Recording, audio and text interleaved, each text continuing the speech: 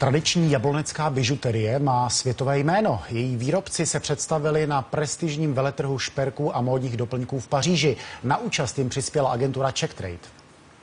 Skleněné náhrdelníky, náramky, náušnice nebo třeba brože, tradiční ozdoby, které se v Česku vyrábějí od 18. století, dál slaví úspěchy v cizině.